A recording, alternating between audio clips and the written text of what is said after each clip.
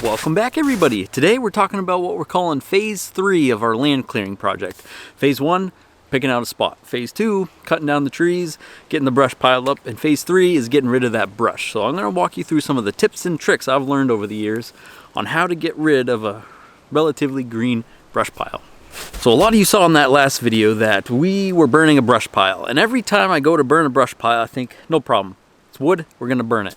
It's not always that simple. You can see behind me here we've got some relatively green maple tops I cut back a few videos ago, and it's here, but we're running out of weekends where we're going to have the ground covered in snow. And around here, if the ground's not covered in snow, you'll struggle to get permission to burn a brush pile like this. So here we are, snow still on the ground. Beautiful day. It's mid 40s, I think, and a little soupy everywhere else to get much done, so we're going to try to burn this. I'm going to walk you through the tools I brought out and some of the materials to get this heading in the right direction. So here's another example of how this carryall on the tractor is so useful to us. We're a ways away from the garage and the house. All this stuff I kind of want, except for that ballast back there. And yeah, we don't have an ATV or a side-by-side, so this works great for getting stuff wherever we want it. And some of that stuff, we've got some diesel here, but we've been disappointed with the results. Diesel will basically put out a match, so that's not very helpful. I do like to use used motor oil. That seems like a fine accelerant that's not terrible for the environment, and it does a good job. What else do we got? Yeah, the kindling cracker I mentioned. I don't know if you've seen these before, but these just work slick for a foolproof way to make some smaller wood into some smaller wood.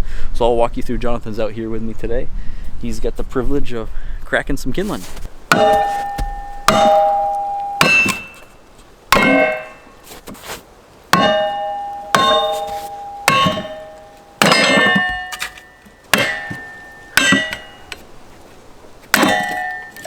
So while he's working away at that, talk about the fire. So we've got this built up into kind of the teepee fashion like you see. That's the best way we found how to do it. This one's bigger than is ideal, but I'm just gonna poke a hole in there, get somewhere that I can build a fire, kind of agnostic to what's around here, but I do kind of want to be in the middle of it. That way there's less moving around brush manually. We do have the grapple on the tractor in case it comes to that, but we're gonna want to dig a hole in there and build a fire just like you normally would.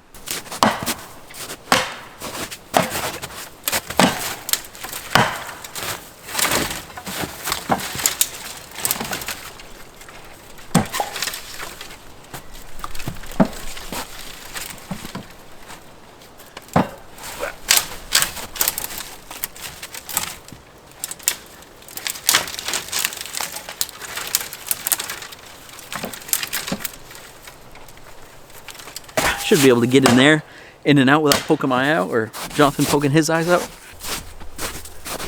Alright, we're just going to build our standard crib type tic-tac-toe fire.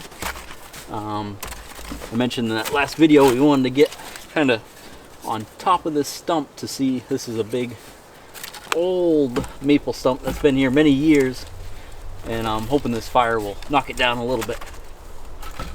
Might not at all though, we'll see. We found these work great. This is what we use in our charcoal smoker, our big green egg. And these are cheaper than most anything else you can find, and they work great. I'll post a link to them in case anyone's interested.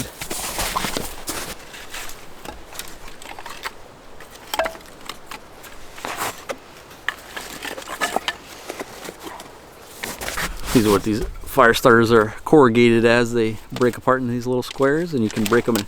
Usually when I start the grill, for what it's worth, I'll break them in half. So I only need one of these each time I start our big charcoal smoker. Works out slick. Alright, so like I said, we found that diesel is not very effective for us. Gasoline is way too volatile and dangerous. Do not recommend. Motor oil seems like a happy medium. It's enough to burn hot and maybe dry out a little bit of what you put it on. So I'm just gonna, now that we've got a fire built that I think will light up no matter what we do, I'm just gonna pour this around without getting it on myself, hopefully.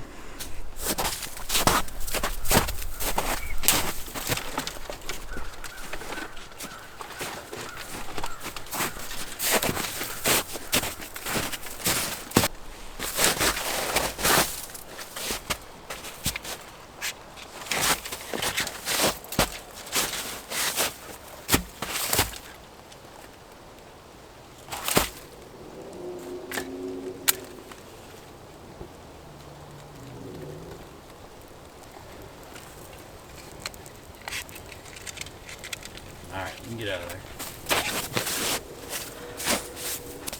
So the new fire we built with the dry stuff will obviously go.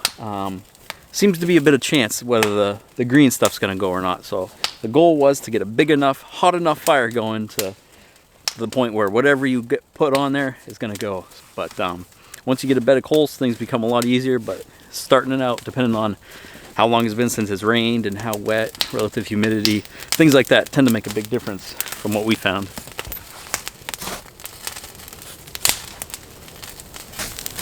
Yeah, we found the bigger your dry fuel source, the better likelihood you have of succeeding on the first try. We have a good supply of dry pine and hardwood that we could throw at this, but even if you've got a couple pallets or an old Christmas tree, something like that, that's kind of a foolproof way to get something like this green going without much trouble. So that first stage here is a great success. We built a big hot fire right in the middle, right on top of the stump like I wanted, but we're finding that this maple is still just a little too green to catch. We're getting it right in there. It wasn't for lack of trying, but if you guys have any advice on how maybe we could get this going with the tools we have, I'm all ears, but it's not going to work out for us today, I don't think. So I really do want to get this spot cleaned up back here, whether it comes to us using our chipper, PTO chipper on the tractor and getting this cleaned up, or give it another couple months to dry in the spring here and give it another whirl. But the sawmill on that temporary base, it really is kind of wavy with all the freeze thaw cycles we've had this winter.